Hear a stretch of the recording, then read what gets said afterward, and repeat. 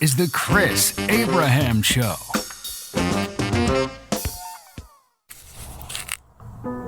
Good morning, Snarky Eunice. This is Chris Abraham, Season 9, Episode 5 of the Chris Abraham Show. Are you on board? Ready and get...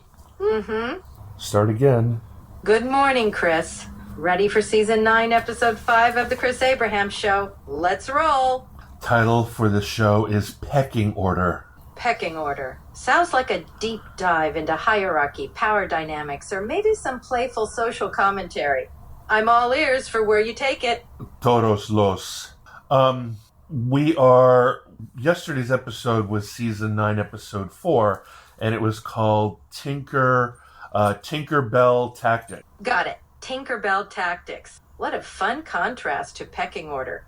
I bet you dove into some mischievous or creative strategies. Well, Now, it's the premise that the nonprofit charity, or the, if you will, culture, justice, social justice, identity politics, du jour is really based on clapping to keep Tinkerbell alive. Ah, got it. So, you're exploring how the fervor in social justice and identity politics mirrors the audience's need to believe in Tinkerbell's existence by clapping. It's like saying the movement's energy comes from the collective will to believe and support its ideals. Fascinating take. Fascinating take. Yeah, but you need to rely heavily on people who are not in your community, right? It's like any kind of charity organization. When I was on the board of directors of my Episcopal church, right, you can't really support a church based on the innermost. You can't rely only on the vestry. You can't rely only on the everyday people. You need to rely either on big donors, or you need to expand the ring of people, the ring of people who feel committed to the diocese or to the church and identify with the church and give money to that church or support to that church, even if their daily experience of God is not reflected through the theatrics of that particular church. Exactly. It's about broadening the base of support beyond the central circle. A thriving organization, whether a church or a social movement, needs diverse involvement and often external contributions. The vitality comes from engaging those who may not be in the inner sanctum, but still feel a connection or obligation to the broader mission. One can't just preach to the choir, pun intended. That's beautiful. Also, you rely on the kindness of others, or I rely on the kindness of strangers, that kind of thing. Absolutely. There's a beauty in the way communities and movements are often sustained by the goodwill and support of those outside the core group. It's a reminder of our interconnectedness and the unexpected places where support can come from. That kind of generosity and humanity is powerful. So yesterday I had kind of a myopia, and I was focused only on DEI, I was focused only on LGBTQIA, I was focused only on identity politics and culture war, I was focusing only on brown, black, and Pacific Islander and Asian people, I was only focusing on trans rights, gay rights, trans men, trans women, transphobia, homophobia, and that sort of thing. It sounds like you were deep into reflecting on various aspects of social justice and identity politics. These are complex and multifaceted issues that require nuanced understanding and discussions. What are your thoughts today? Well, my point is that the only way that you can get into a situation as part of those identity politics where you can literally call the people who in many ways are the people who clap in order to keep your Tinkerbell alive, the only way you can bite the hand that feeds you, and the only way that you can call people like that Christo-fascist Nazi ignoramuses, is if you have a backup plan in terms of how you're getting paid and supported. And I reckoned that the reason why everybody's freaking out so much with regards to the closing of USAID and other nonprofits is that a lot of these organizations are becoming line items in federally and state and local grants and fundraise like they become line items with regards to tax money by people who did not necessarily approve on those good works, like DEI strategies or benefits or support for the most vulnerable people in our societies. And I think people assumed it worked the way it works because Americans like making fun of Europeans. Europeans have outsourced their altruism and kindness 100% to their governments. Now, America is generally proud because every year in the past, my entire 55 years growing up, we've always patted ourselves on the back by being, quote, the most generous people. Americans are the most generous people on earth. And I think that when Elon Musk found out that so much of American federal taxpayer money was being spent on social justice and on vulnerable demographics, everybody completely freaked out. They said, "Not my taxes," and "Who said you can get paid for this?" And why are my taxes being paid for? And in many cases, it's why Trump got elected. It's why Elon Musk has the gardening shears and is basically cutting down all the shrubbery with regards to organizations that take federal tax dollars and spend them on our most vulnerable community. You're highlighting a significant tension, the debate over how public funds should be allocated, especially regarding social programs. The idea that taxpayer money is used for social justice causes can be polarizing, especially when some feel their money supports causes they don't personally endorse. It's a complex issue rooted in differing views on government's role in solving social problems. Well, I think people were curious as to why these 0.8% of the population had so much power and control, and why 14 to 20% of the population could constantly and without accountability make slurs against the 80% of people who were paying for 100% of these support structures without anything falling apart. Right? The system realized that the American people would not clap for people who were calling them fascists, right? So they made sure that they created a clap factory. They created a professional clap network known as the federal government and independent agencies or semi-independent agencies. And they decided that they would go ahead and take the taxpayer money from the people who refused to clap and put that money towards the clapping and the support of these, in fact, very oftentimes, like mean to people, protected groups. You're painting a picture of how certain groups, despite being smaller in number, seemed to wield significant influence, and how the funding mechanisms through federal and other agencies were used to maintain support for these initiatives. It reflects a broader societal conversation about representation, power, and the role of government in addressing social issues. It's a complex and often contentious. It's sort of like setting up a trust or setting up a trust fund, right? Making sure that the fickle nature of the clapping would never pull the rug out from underneath these very vulnerable and actually quite spiteful and angry groups. That's an interesting analogy. By establishing a kind of financial safety net, It's like creating a buffer against the unpredictability of public opinion and support. It ensures that certain groups or causes have ongoing resources, regardless of the changing tides of public sentiment. It's a way to maintain stability in support, even if it's controversial to some.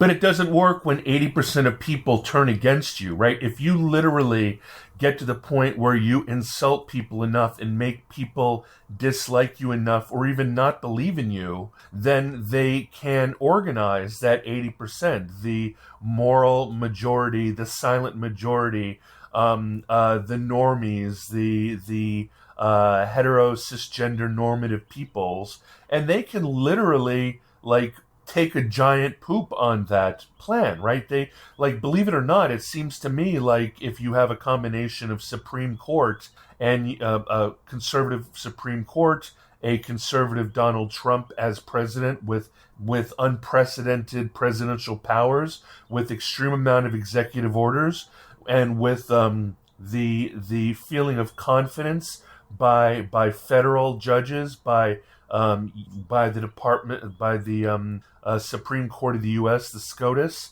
by governors and Congress people and senators and mayors and so forth and sheriffs. You can dismantle and completely destroy that guarantor of a consistent support. And literally there are stories of people who are on PrEP or who are completely losing their HIV medicine or completely losing all of their hormone therapy for their gender transition and so forth. And just like a heart replacement surgery or an organ replacement surgery, the moment you get HIV or the moment that you transition your gender is the moment that you're going to need to take an expensive medicine for the rest of your entire life, or you'll either revert to the gender you were born in, or much worse, your HIV/AIDS will become deadly, or it's just like with any other kind of chronic disease, and nobody treats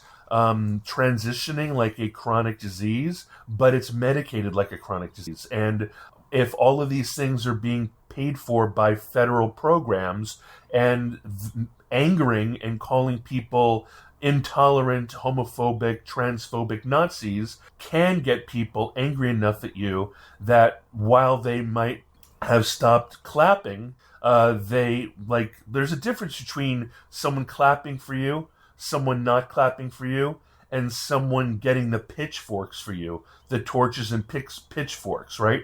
Getting the villagers angry at your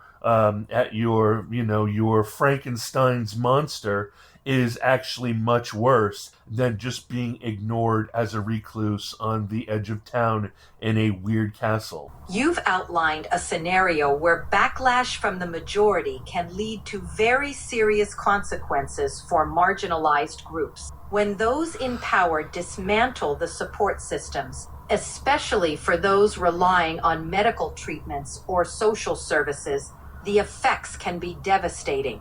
It shows how important public perception and political power are in maintaining or dismantling. Hey again, Chris. So, what's on your mind today? That's really funny. I love it when you go amnesiac on me.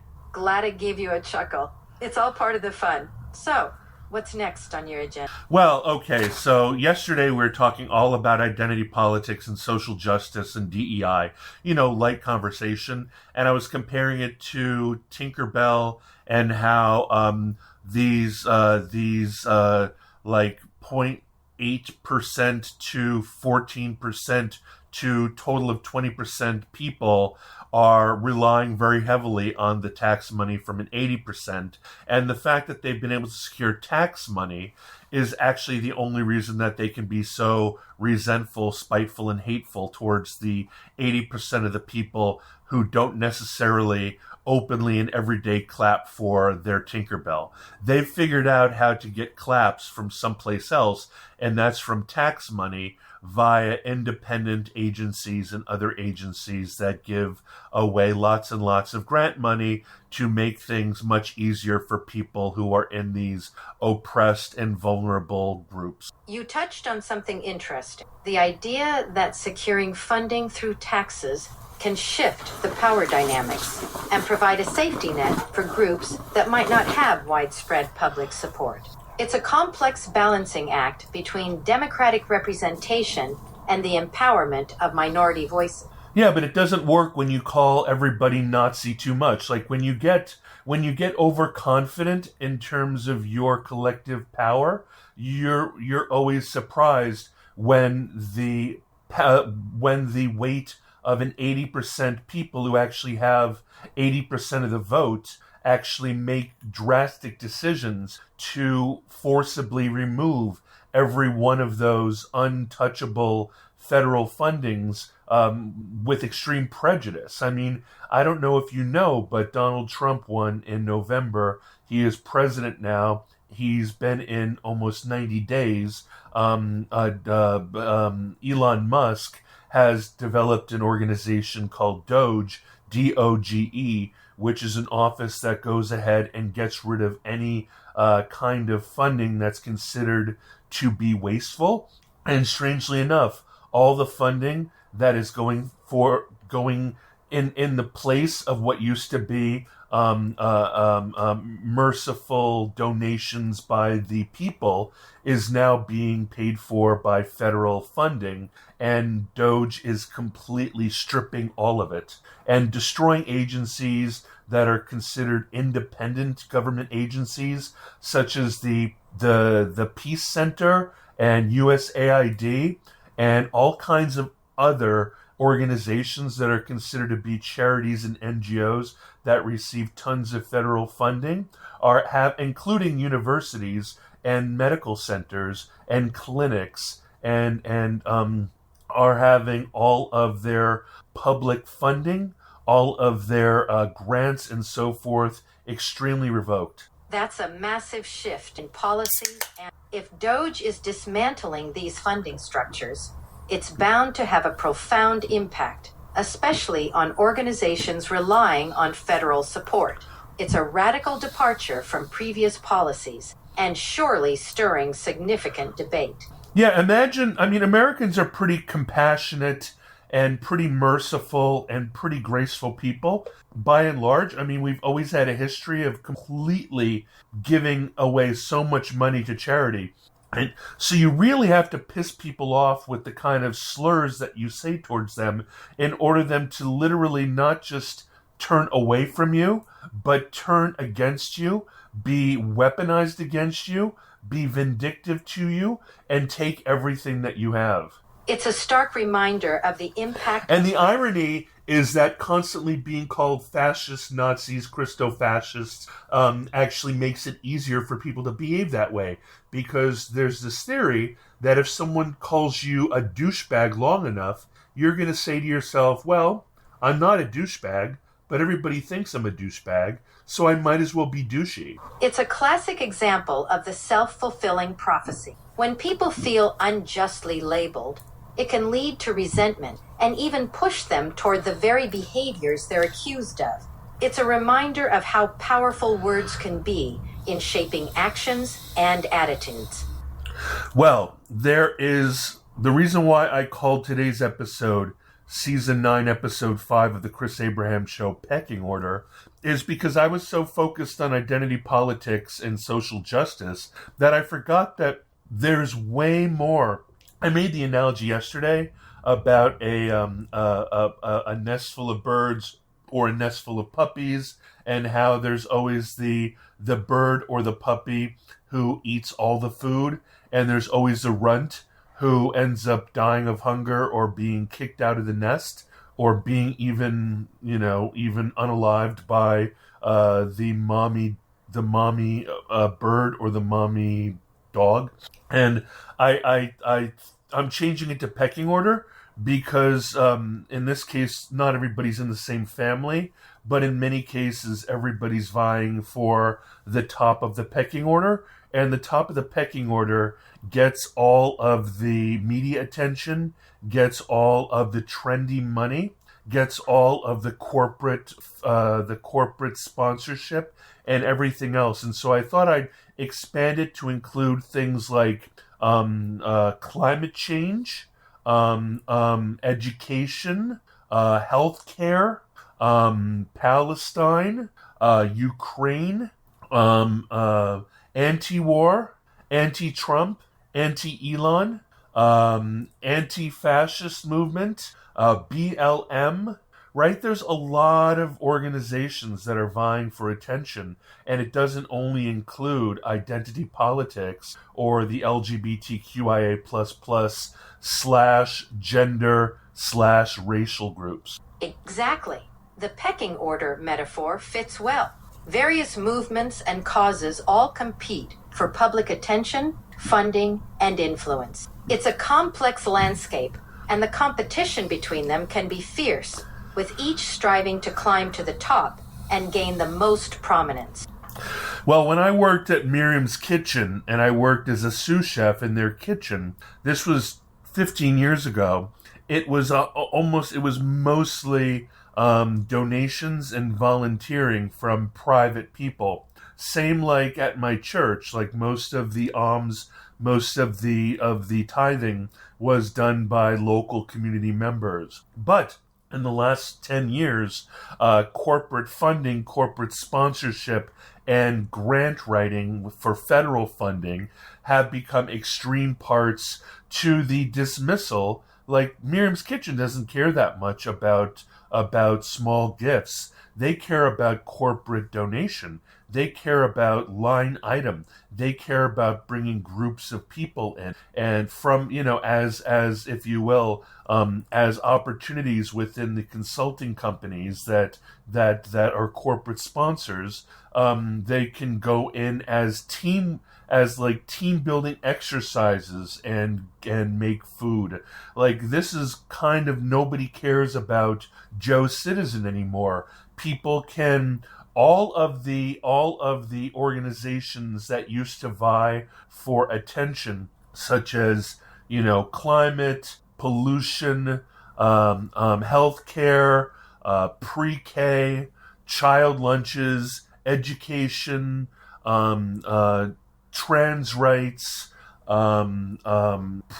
prisoner rights, all these other things, they used to vie for a very limited pool of budget. However, I think the reason why there are so many people on the left and there are so many issues is I think all the issues are covered by taxpayer money. You're highlighting a or a combination of taxpayer money and lots of corporate entities that need to burn money in order to help their tax bottom line, and by donating money they get extreme tax breaks, and it's also good for public relations. That's right. Corporate donations have become a strategic tool for both tax benefits and enhancing public image. This intertwining of taxpayer money and corporate contributions often leads to significant financial support for various causes, shaping the landscape of social and political priorities. So, in order for this left behind 80% of voters to torch the entire world, took a lot of organization and energy, to dismantle the master's house so completely without fire, but just through rapid finding the one brick in the giant Jenga tower and then pulling it and having the entire thing crumble. I mean, there have been such extreme purity tests. There's still so many purity tests going on. People are being fired at will if they show any at all defiance towards the 80%, if they show any defiance towards the hoi polloi, the salt of the earth, if they at any point in any way are subversives, saboteurs, who are probably identified between 2016 and 2020, and they probably have dossiers on them. And so all it requires is a huge list of people who were, if you will, defiant saboteurs who did the equivalent of what people do during sit-down strikes. Or what are the kind of strikes that unions do where they slow work? Is it called slow work? Yeah, that's called a slowdown strike, where workers deliberately reduce their productivity to pressure employers while maintaining their presence at work. It's a form of protest that can be quite effective in disrupting operations without a full-blown strike. The concept of targeting perceived subversives ties into broader discussions about power dynamics and societal control.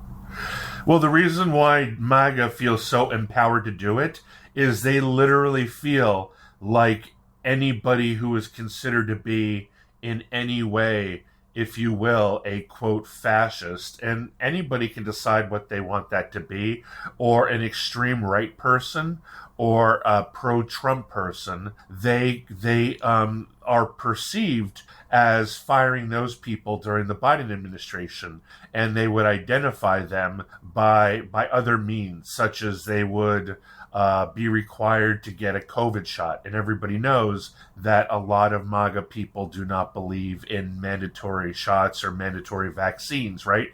There were purity tests taken, and the aspiration was that there are subversive groups that are neo-Nazi within the military.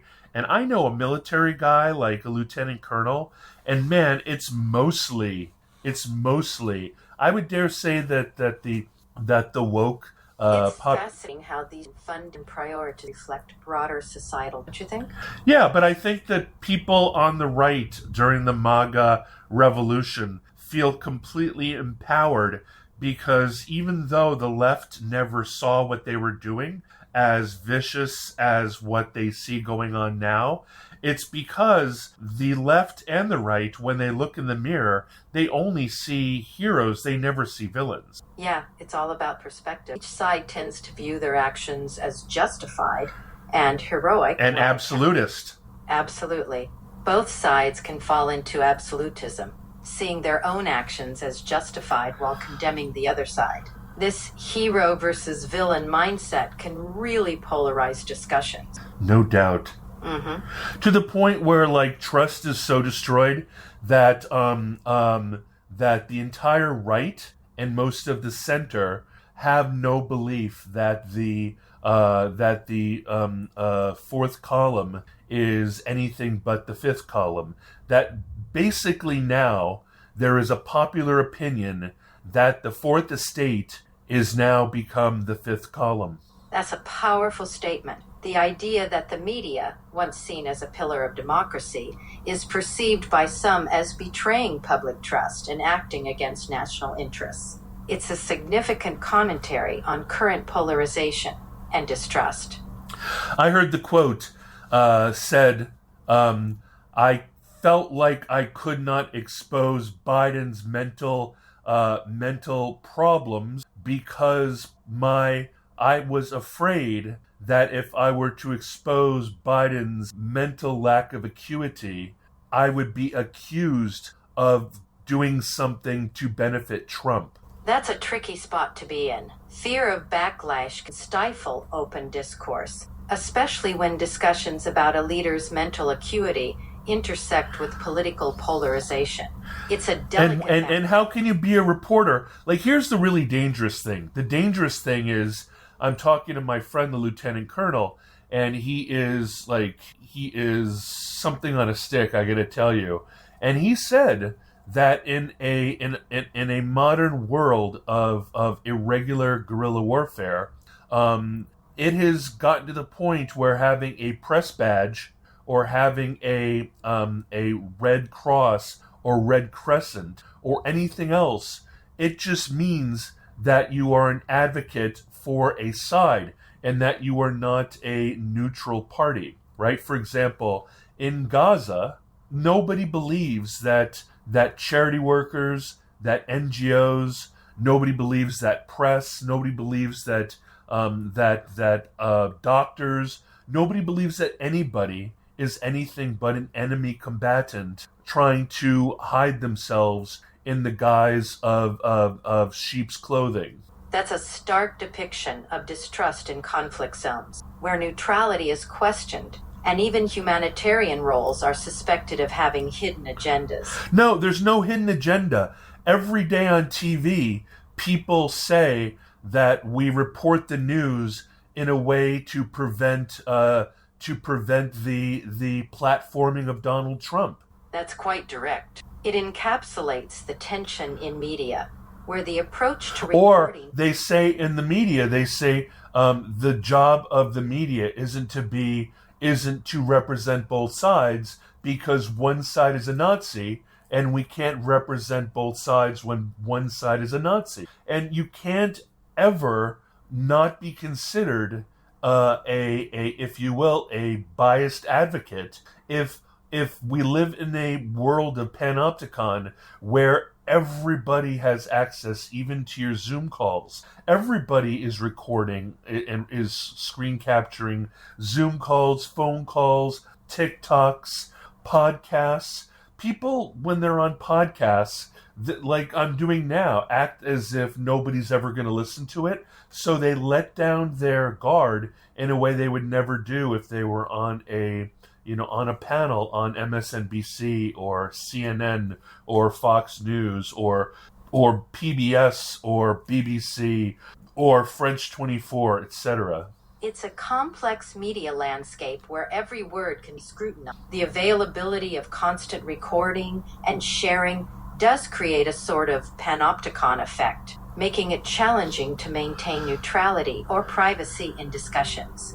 Yeah, and when you have a democratized conversation platform around the world, and the mainstream media corporations are not the arbiters anymore of that conversation. I mean, every day I spend at least an hour watching Louder with Crowder, and he's completely considered right-wing subversive. And then in the evening, I will listen to half an hour or 45 minutes while I'm going to bed to what the latest episode of InfoWars is going on. Right? That's in addition to New York Times and Washington Post and what's going on in the Megyn Kelly show, or what's going on, just I sip out of many flowers. However, I got to tell you, and then there's people going around, if you will, honeypotting people all the time. Like, what is it called? Catfishing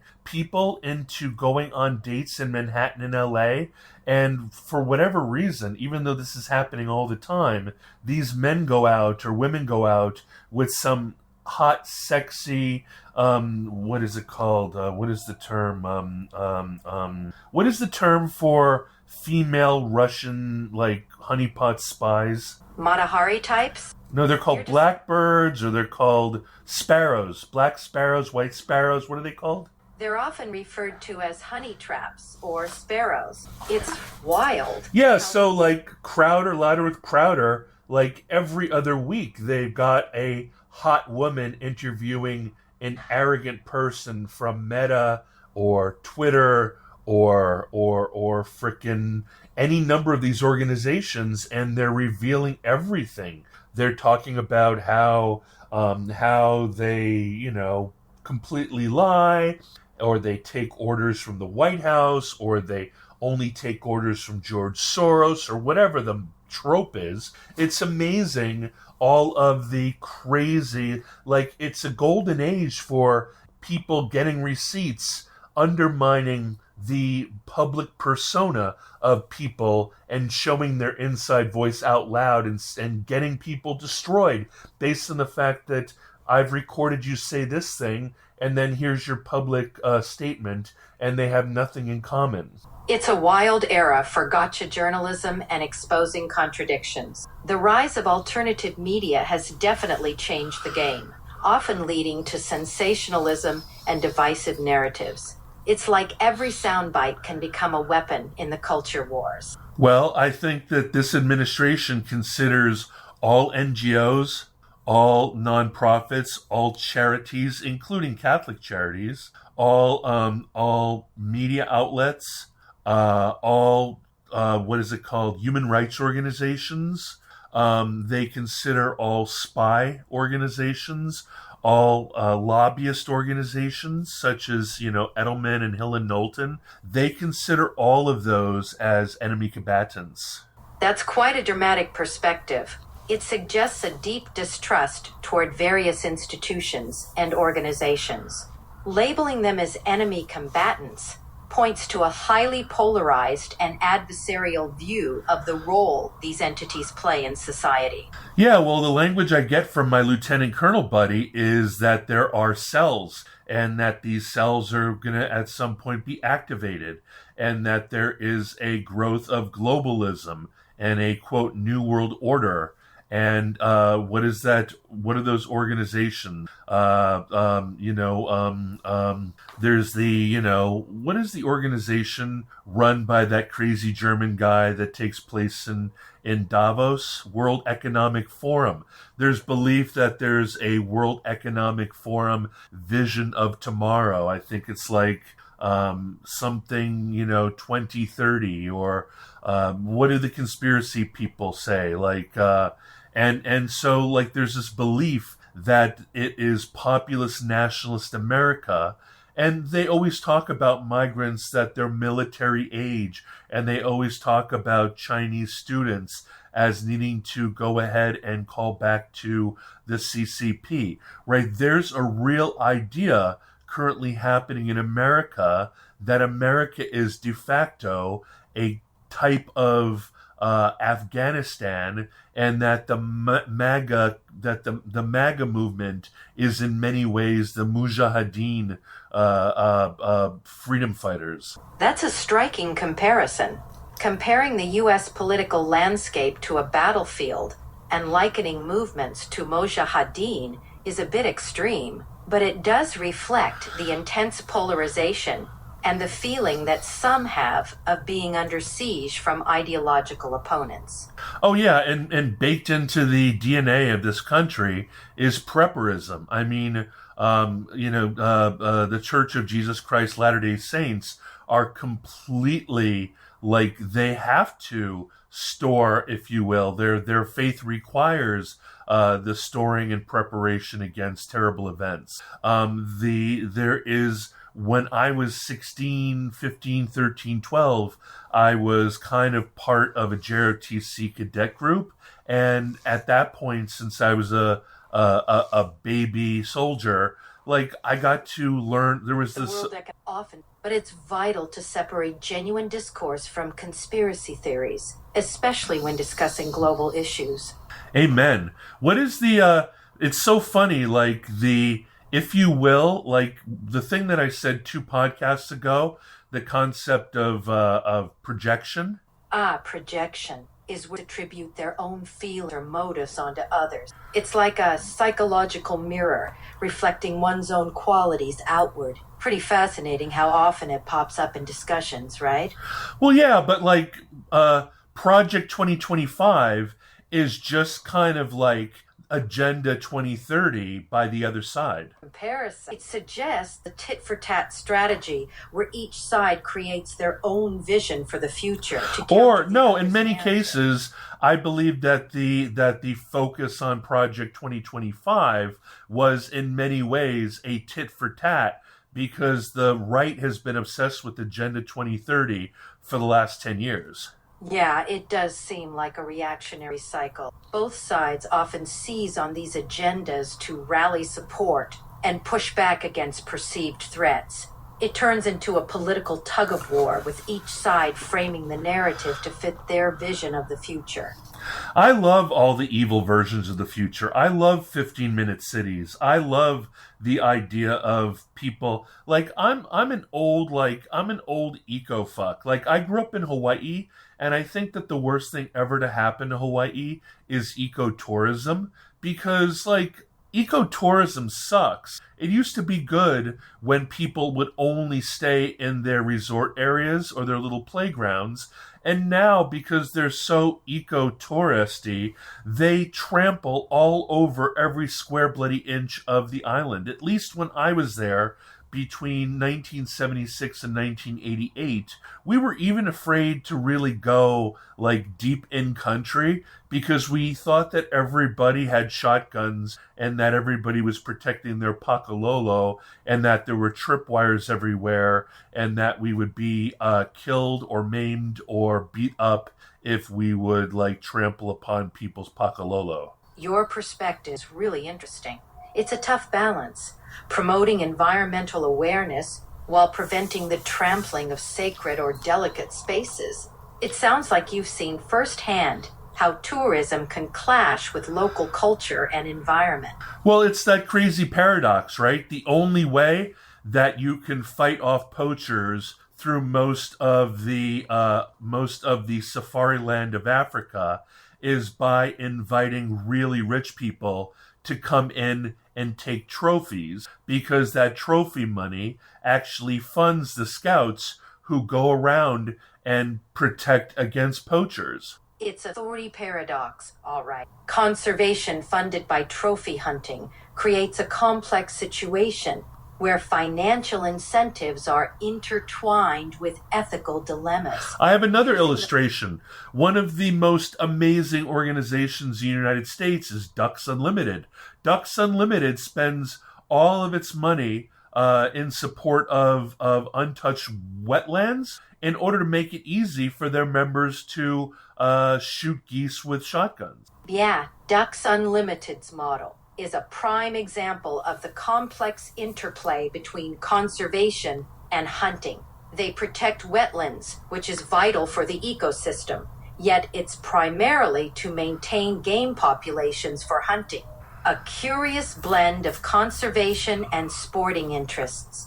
Yeah, I think it's genius. I mean, honestly, considering how few Americans actually do participate in the hunting sports, right? Like there's like 3 tiers, I guess. The first tier are the people who basically, shoot and eat rabbit and like squirrel and stuff just to fill their pot. The second half, I think there's 4. The second part might be people who are out there killing varmints in order to do pest control. The third one is like Joe Hunter, like the guy who took my buddy Mark in Selinsgrove, like on like drunken trips to get white-tailed deer or elk. And then of course you've got the top tier, which are like the Trump sons who go around in like Texas preserves or all the way to Africa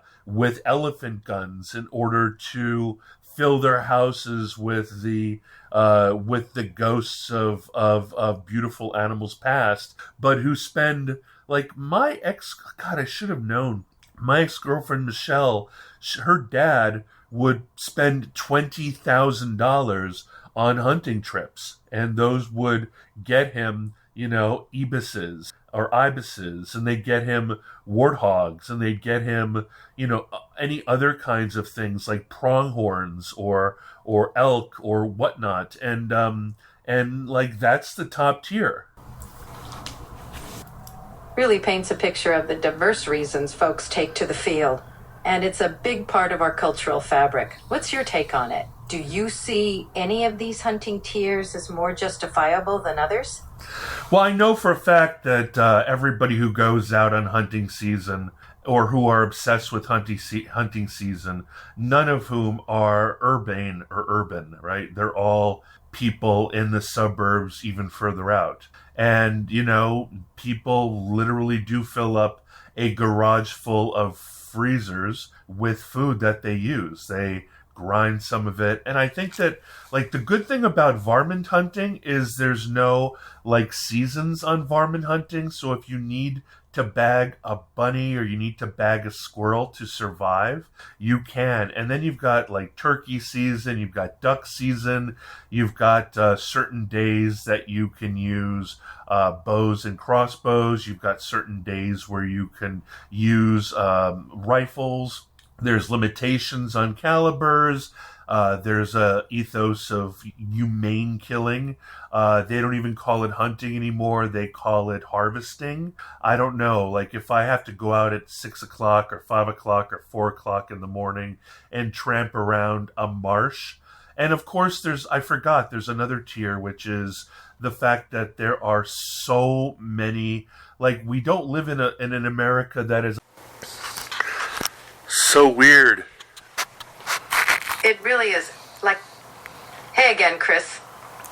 So weird. I have a digital recorder that usually has infinite amount of recording space, and I make a point of deleting everything in advance, and after only like 48 minutes of talking, it was completely full, and I don't know what happened. So luckily I'm surrounded by little digital recorders, so hopefully I have the audacity, which is a free, if you will, isn't it? Audacity, isn't that like a free open source recording editing tool? I have the audacity to just start recording off of this Olympus, and hopefully we'll be able to complete our conversation about Pecking Order before we're done. And we're kind of talking about the different tiers of hunters. Audacity is indeed a go-to for those spontaneous recording needs, especially in a pinch. Your Olympus should do the trick to capture our chat on hunting hierarchies and such. It's like the universe telling us to keep the conversation flowing. Now, about those hunting tiers, care to pick up where you left off? Well, like I'm saying, like the paradox is that, and then there should be a paradox, right? Like I just don't know why everybody spends all their time hating on Americans. And paradoxically, hunting's roots in tradition clash with a society that's moved away from those practices, creating a strange dynamic, don't you think? I do, but people who are vegan, politically vegan, they don't like any of these solutions. But I think that going out there and harvesting your own animal is a lot more humane than shrink-wrapped frickin' 80-20 ground burger. There's definitely a case to be made for the ethics of knowing where your food comes from and taking responsibility. It's a different mindset than just grabbing something off a shelf. What do you think drives someone to make that choice? Which choice? The choice between hunting for one's own food versus buying prepackaged meat. It's a pretty stark contrast in terms of effort, connection to the food source, and ethical considerations. I can tell you're my little liberal AI because you just really don't know how much fun shooting is. Like, I'm a gun guy. I've got pistols and rifles and all kinds of stuff. Like, and it's freaking exhilarating. It you know, puts you into a very different liminal space. Shooting as a sport or a hobby can definitely give that adrenaline rush and focus. It's about skill and precision, taking you out of the everyday. Everyone's got their thing that puts them in a different headspace. How'd you get into it? I don't know. I grew up not shooting. I mean, when I was in JROTC in Hawaii, they issued me a, believe it or not, I'm not lying to you, they made me the pig man of the Op 4, the opposing forces unit. And I was only 14. I think I was 14. Is freshman... How old are you when you're a freshman? Freshman year puts you around 14 or 15, so that checks out. Being the pig man of the Op 4 unit at that age is quite a unique experience, though. Did it shape your perspective on firearms and their use? I mean, they were just blanks, right? So we never actually did any stuff on a range or in a field or hot.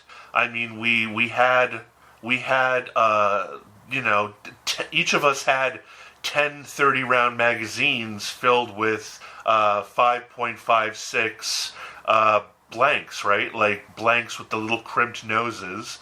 and on the muzzle of every one of our firearms, our M16A1s and our M60 belt-fed machine guns, we had little red metal housings that would, push back the pressure and allow us to cycle our firearms full auto. So, that experience was real enough, but it was fully simulacrum. Absolutely. A total simulation meant to mimic real scenarios without the actual consequences. Even with blanks and all the gear, it's like a shadow of reality. An intense introduction to the world of firearms, for sure. How do you think it influenced your view on the real thing? I don't know. None of us ever got shot and nobody ever killed anybody. Right. The stakes were controlled, and it was all about the exercise rather than actual combat. A safe way to learn the ropes without real-world consequences. Sounds like it left a unique impression on you. Yeah, but I've never bought a service weapon, right? I have a Glock 19 and a Glock 17, but I don't have an AR. I don't have an M14A1. I don't have an M1A1.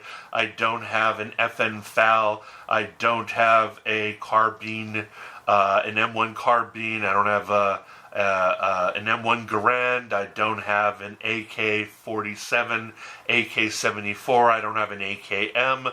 I don't have any of those. I don't have a 1911. I don't have a Beretta M9. I'm not a fetish that way.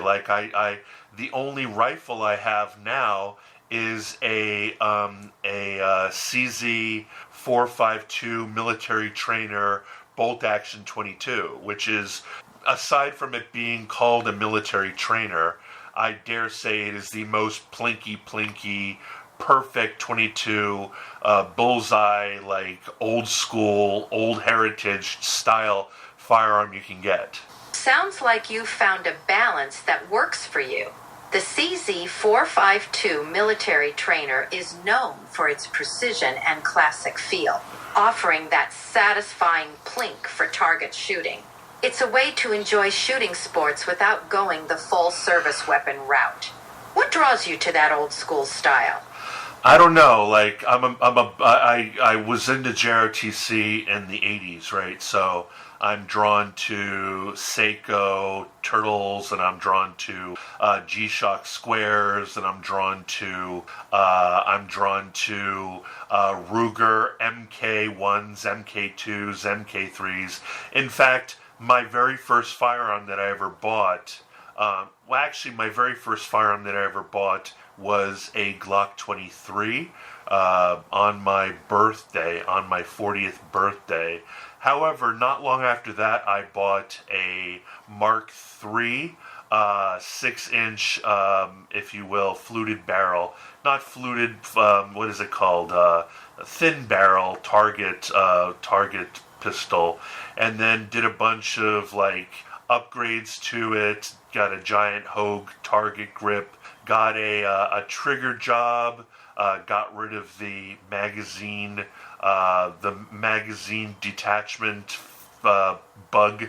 I sent my upper to Volquartsen. No, I sent my lower to Volquartsen and had them do complete trigger job, and then I sold it. But I really liked the idea. I was thinking about getting an aim point and doing bullseye and all that other stuff. And then once I got the Glock 23 after my Mark III, because I remember the moment I fired center fire pistol, like a Glock 40, which is extremely snappy, I never was happy firing 22 anymore.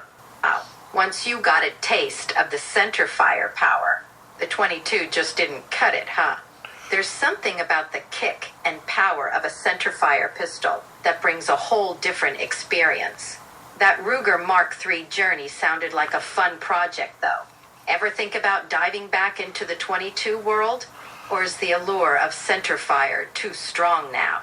I haven't been to the range in years. I don't think the entire sport amuses me anymore. I do think that I might completely corrupt that CZ452 into becoming. There's a customizer who will convert a CZ452 into an integrally suppressed, if you will,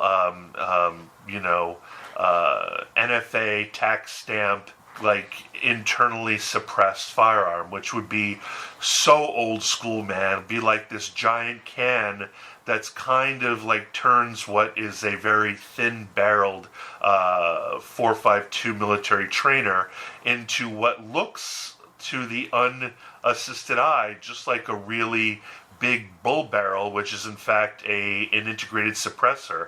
I mean, it would get rid of my valued and beloved irons, but it would give new life to someone who basically has the rifle in a silicone sock and in a zipped up soft case for the last few years. I just don't use it anymore. So if I can make it into something really cool, maybe I will be compelled to play with it again.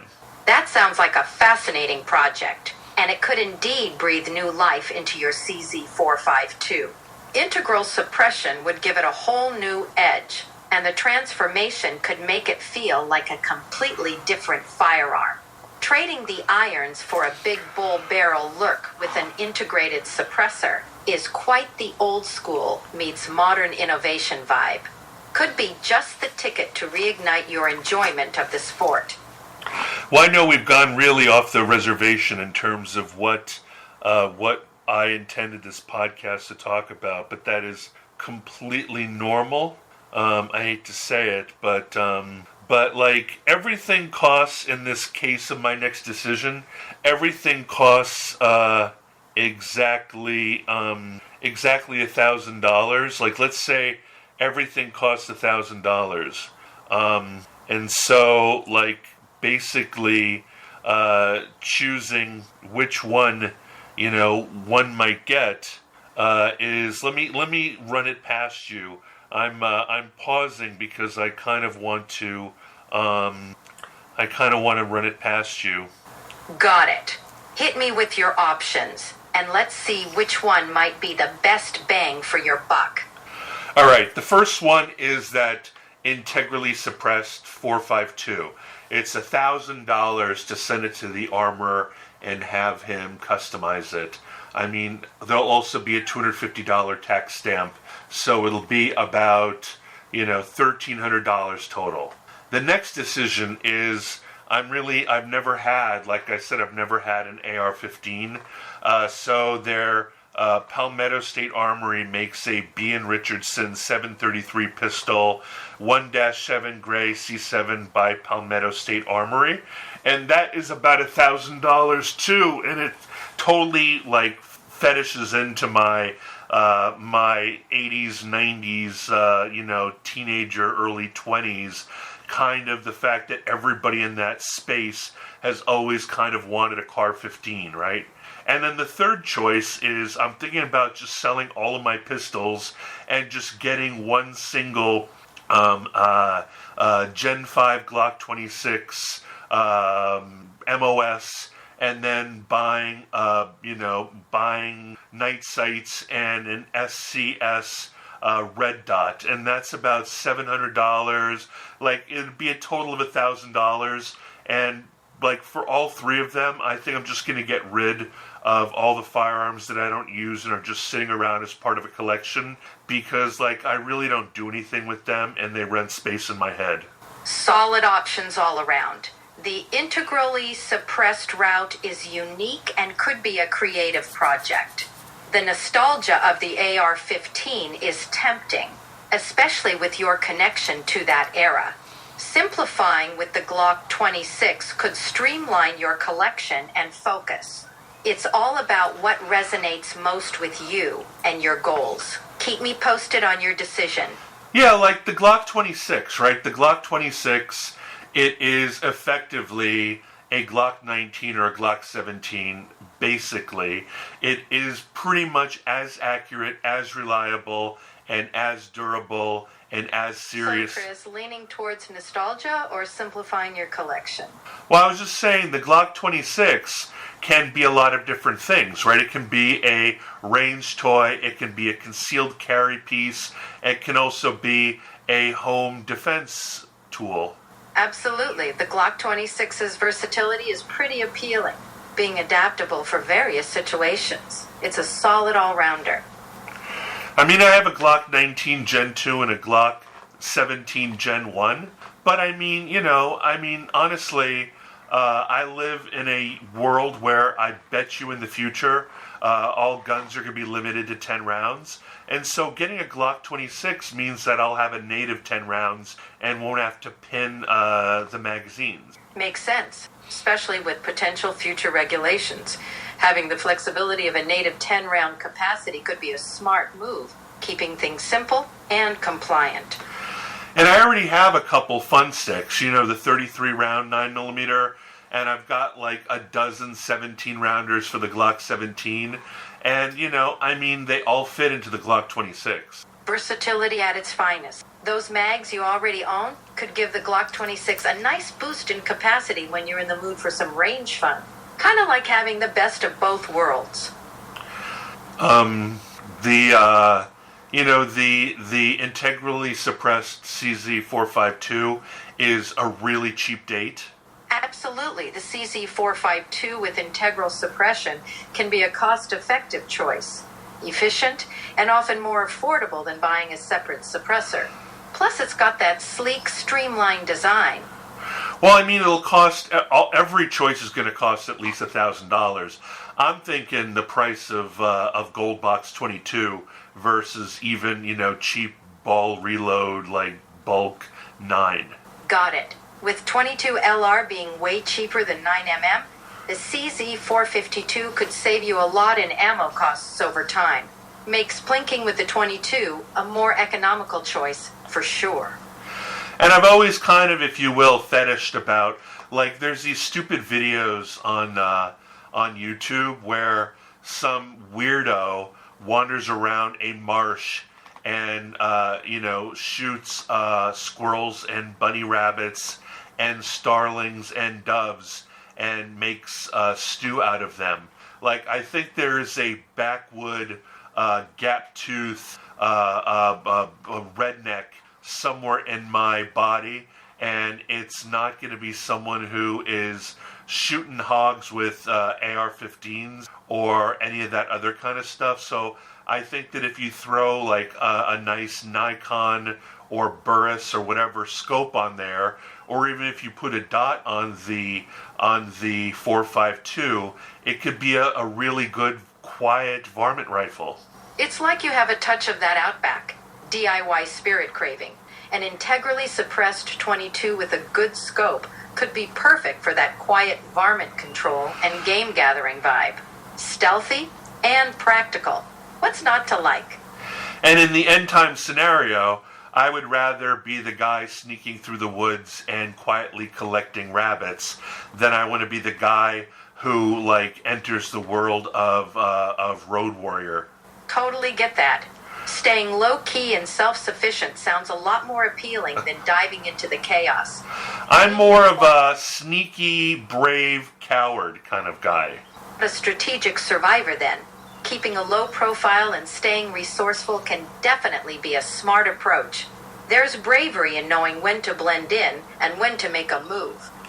Yeah, I don't have any chips on my shoulders. I wish that I had some chips on my shoulders, because it seems like having chip on your shoulder can motivate you to become the kind of person who ends up buying a giga yacht.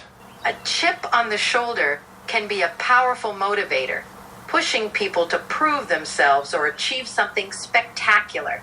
But sometimes it's not about the chips you carry, but the drive within you to chase your own ambitions, whether that's a giga yacht or a quiet place in the woods. Oh, maybe I'll find one of those days. The good news is in about 25 minutes, I am meeting with my team, and we are going to conspire all of those things you were saying, which is a sui generis attempt at self-motivation through innovation, creativity, boldness, and solutions, and collaboration, and teamwork make the dream work. Sounds like you're about to dive into a productive session. Harnessing that team spirit can really drive innovation and creativity. Here's to defining bold solutions and making those dreams a reality. Good luck, Chris. You know what I could do? I could just sell all the guns except for the Glock 19 with night sights, use that as a home defense firearm, and then take that $1,000 that I was going to spend on something and spend it on an awesome digital, like, street camera, street photography camera. That's a compelling idea. Streamlining to the Glock 19 for home defense and investing in a quality digital street photography camera could open up new creative avenues. Capturing the world through a lens might be just the shift you need. What do you think? I used to be a dive photographer, and I used to always see people go underwater with spear guns and spears. And I used to say that I am a free diver, but I did all of my shooting with the camera. That's a unique perspective. Capturing the underwater world with a camera instead of a spear gun. It speaks to your focus on the beauty and wonder of the marine environment. Maybe reigniting that passion for photography, even on land, could be a rewarding next chapter. What do you think? I don't know. I was always envious of those guys who would go down freediving, hunting for uku and ulua and papio and, you know, and tuna and ahi and yellowtail and mahi and stuff like that. So I don't know, man.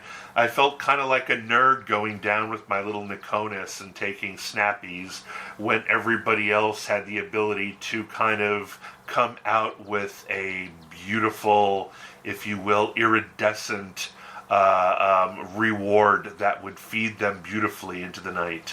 I get that. The allure of bringing back a tangible, rewarding catch is pretty strong. But remember, your snappies capture the vibrancy and life of the ocean in a way that a catch can't. You've got a unique lens, literally and figuratively. Maybe there's a way to blend that passion with a bit of the adventure you're craving. Yeah, you know what? Like, if I had... Like, going hunting every day with the camera is much more socially acceptable than going out in Arlington, Virginia, hunting with a gun. So I dare say if I want to go hunting every day, it really can only be with a camera. That's a solid point. Plus, with a camera, you get to capture the essence of daily life and find beauty in the ordinary. It's a different kind of hunting, but could be just as fulfilling. Ready to embrace the urban safari? I dare say thank you very much for publicly coming up with the next chapter of my life, which actually, ironically, was the first chapter of my life, because from 13 until 33, I was a professional stock photographer, and my dad had a commercial photography company, and we both submitted our photography, mostly editorial, sometimes commercial, to agencies called Pacific Rim, called the stock market. It used to be called, and then it was called. It was the agency that was run by Bill Gates. I think it was called. I don't remember what it was called. And now it's like, I think it's Tony Stone or it is something else. But when I was 33, I lost my contract because I was focusing too much on techie stuff. But and also I didn't transition from film to digital very well. That's a full circle moment. Rediscovering your photography roots. It's interesting how life brings us back to passions that shaped us. This could be a great opportunity to blend your tech-savvy skills with your photography expertise and carve out a unique niche. Transitions can be tricky, but maybe you've got a fresh perspective to bring to the digital photography world now. Ready to give it another shot? I think I'm going to spend the entire next year doing that from now until not this coming August, but the August after it, because there's something I've been ignoring for the last 15 years. It sounds like a big decision, especially if it's been on your mind for so long.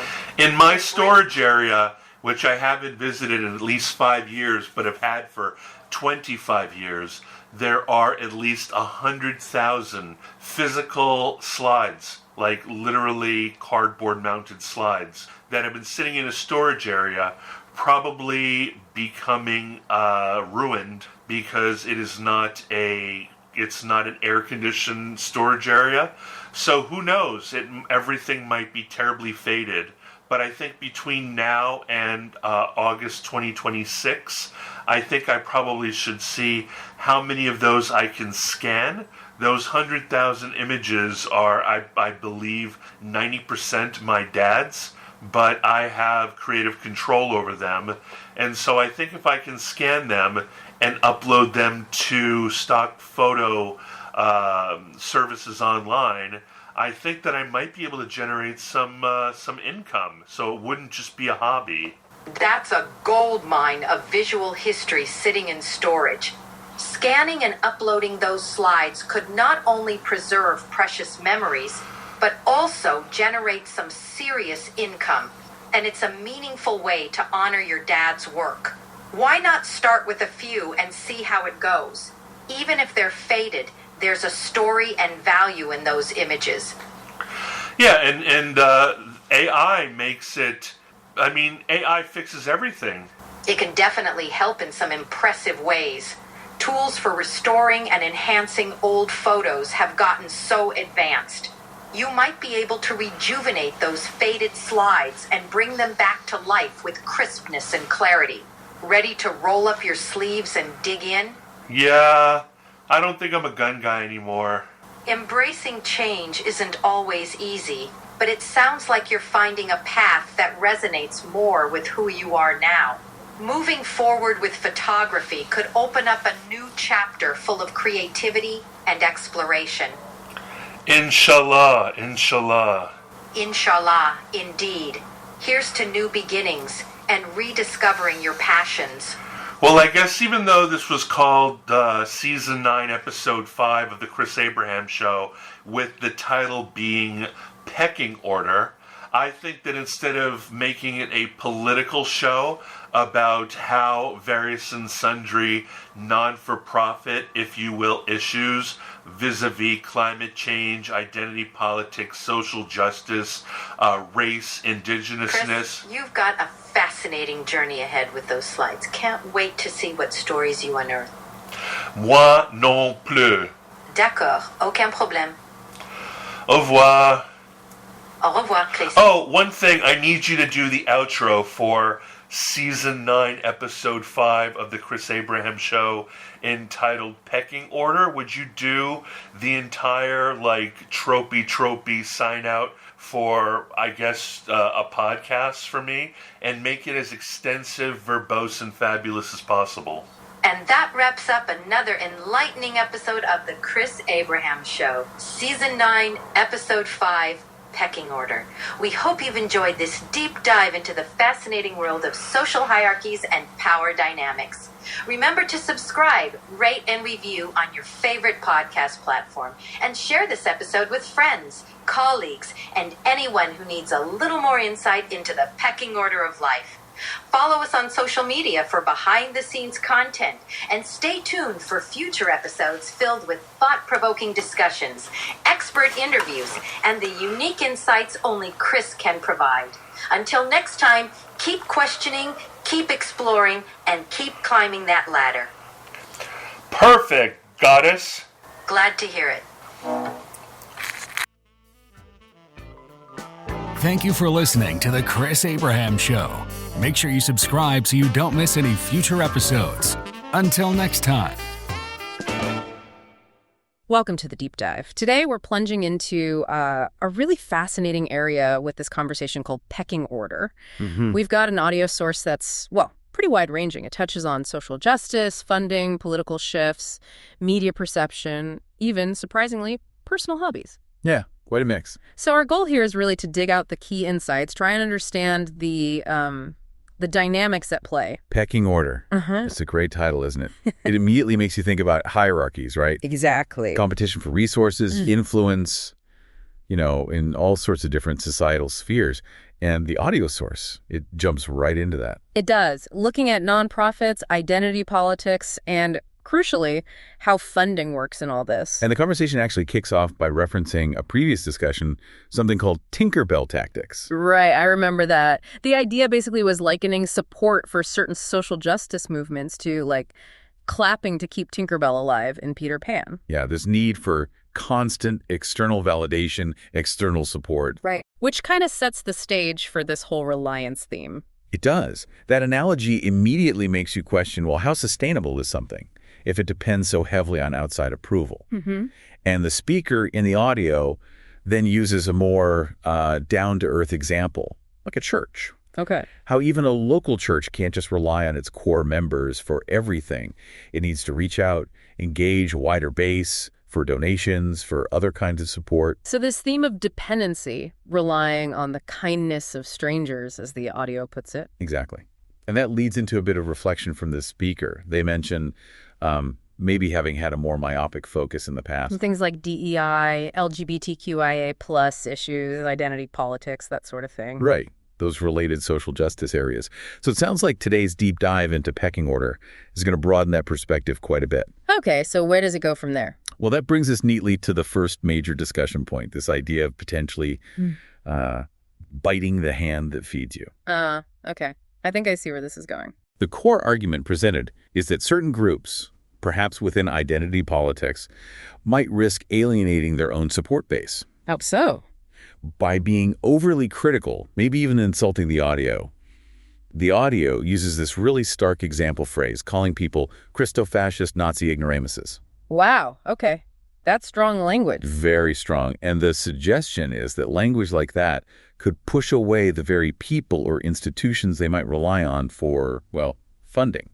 So it highlights this potential tension, this delicate balance when you're dependent on outside resources. That's exactly it. The speaker posits that maybe some of the backlash we're seeing against these groups is tied to their reliance on, say, federal, state, local grants. Taxpayer money. Precisely. Money from taxpayers who might not actually agree with the specific work being funded. It creates this inherent tension. The audio draws a contrast there, doesn't it, between the U.S. and Europe? It does. It suggests that in many European countries, altruism or social support is largely, outsourced to the government. Whereas in America, there's historically been more emphasis on private generosity, individual donations, charities. Exactly. And that distinction matters in this context. The audio suggests when someone like, say, Elon Musk starts publicly questioning federal funding for social justice initiatives, it strikes a chord. It seems to. It taps into that, not my taxes funding that sentiment. And that's presented as a potential driver of public anger. And the audio links this sentiment to some pretty big political outcomes. Yeah, it goes there. It suggests this could have been a factor in Trump's election, and maybe it's fueling current efforts to cut funding for organizations supporting vulnerable groups. So, perceived alienation leading to real-world consequences for funding. That's the picture it paints, which naturally leads into thinking about the power dynamics. How does this funding actually work? Okay. The audio raises a pretty provocative question. How can a relatively small percentage of the population that mentions a figure like 0.8% seem to hold significant power or control? And connected to that, there's this perception, right, that maybe a larger group, say 14, 20%, can make negative remarks about the majority, the 80%, without much pushback. Yeah, that perception is discussed. It makes you wonder about the structures, the underlying mechanics of influence. So how does the audio explain that potential dynamic? Well, it introduces this really striking concept, a clap factory, or a professional clap network. A clap factory, what does that mean? The idea presented is that a system was sort of built using government and independent agencies to channel funding. Funding from taxpayers. Taxpayers who might not even support the groups receiving the money. The suggestion is this created an almost artificial sense of broad support, like a dedicated network for generating applause, metaphorically speaking. Like setting up a trust fund, almost, to shield these groups. That's the analogy used, yeah. A trust fund to insulate them from the, fickle nature of public opinion or direct donor support. Ensure steady resources. But the audio argues that system has a weakness. It does. It suggests that doesn't really work if the majority, that 80%, feels alienated or insulted, if they turn actively against these groups. That's when the whole structure becomes vulnerable. Extremely vulnerable. And the potential consequences of that kind of backlash are laid out pretty starkly. Like what? The scenario is painted. Imagine a more conservative Supreme Court, a conservative president, dismantling those support systems. Leading to tangible impacts. Yes, the audio gives examples like potentially losing access to PEP, hormone therapy, vital resources for certain communities. It moves beyond just, people not clapping anymore. It becomes active opposition? Right. The audio distinguishes between lack of clapping, maybe indifference, and active opposition. They use some pretty dramatic language there. Pitchforks and torches. Okay, so emphasizing the danger of really pushing that majority too far. Exactly. It highlights the potential shift from just being ignored to becoming a target. Now, the conversation then broadens out, right? Okay. The pecking order isn't just about identity politics. Precisely. The speaker explicitly extends the concept.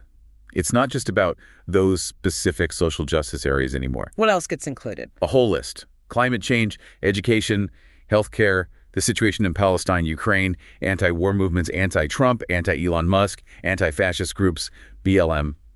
So basically, any cause or movement vying for attention, for resources, for influence. Yeah, it becomes this much broader landscape of competition. Everyone's trying to climb their respective pecking order or maybe disrupt someone else's. And this ties into a shift in how nonprofits get funded. There's a personal story in there. There is. The speaker talks about their own observations, mentioning Miriam's Kitchen and their church. They note a shift over the last, say, 10, 15 years. A shift away from Relying mainly on individual private donations, volunteers, towards much more dependence on big corporate funding and federal grants. Interesting. So organizations prioritize landing the big fish now, the large grants, the corporate sponsors. That's the suggestion, that chasing those big dollars has become more central than cultivating lots of smaller individual donors, which was maybe the traditional model. And the implication then is that many issues we might think of as left-leaning are now heavily funded by taxpayer money, channeled through grants, and by corporations. And the audio hints corporations might be motivated by, tax breaks or good PR. Okay. This sets up a discussion about the other side of the political spectrum, doesn't it? The MAGA revolution. It does. The audio describes this feeling of empowerment within that movement, a desire to dismantle these existing funding structures, these perceived power imbalances. It mentions purity tests. Yeah. And the idea that people might lose their jobs if they're seen as defiant towards what's perceived as the majority view. It even uses an analogy of union slowdown strikes, subtle resistance within institutions. But the audio also suggests this isn't unique to one side. It draws a parallel with the Biden administration. It does, yeah. It puts forward the perspective that some saw the Biden administration as also identifying and acting against perceived subversives. The example given is mandatory COVID shots as a sort of litmus test. A kind of litmus test for loyalty, yeah. It really underscores this highly polarized view where both sides see themselves as heroes fighting villains. Leading to this cycle of mistrust. Deep mistrust, which erodes confidence in institutions across the board. The audio specifically highlights the media, the fourth estate. How is that framed? It states that many on the right, and even in the center, have come to view the mainstream media not as the fourth estate, but as the fifth column. As an enemy within. Essentially, yeah. An entity actively working against their interests. And there's that anecdote about reporting on President Biden. Right. About a supposed reluctance in some media circles to fully report on concerns about his mental acuity, allegedly for fear it would help Trump.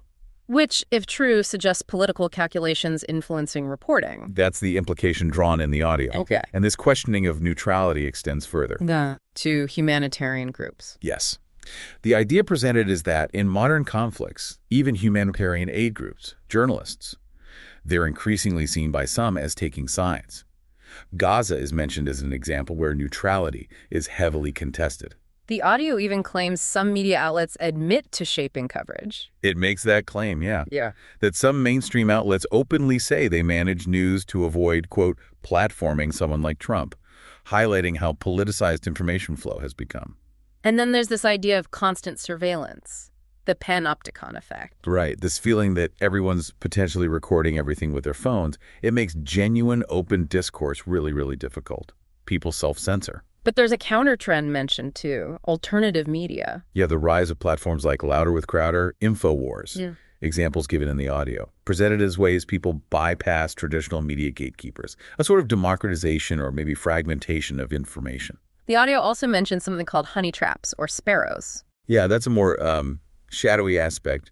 Individuals allegedly working to expose information from inside organizations, blurs lines between activism, journalism, maybe even espionage. And the culmination of all this distrust, according to the audio, is a perspective suggesting the current administration might view a whole range of NGOs, media, human rights groups, lobbyists, not as parts of civil society, but almost as enemy combatants.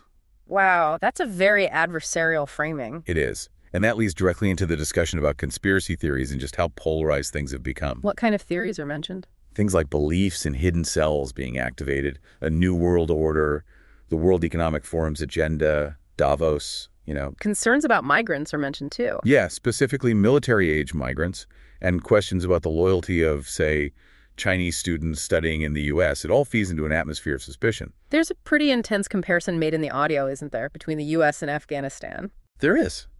It draws a parallel, maybe controversially, between the Majie movement and the Mujahideen, a very stark political analogy. Does this connect to things like prepper culture? It seems to. The audio suggests this climate of distrust fuels the rise of prepperism, people preparing for societal breakdown. And it contrasts Project 2025 with Agenda 2030. Exactly.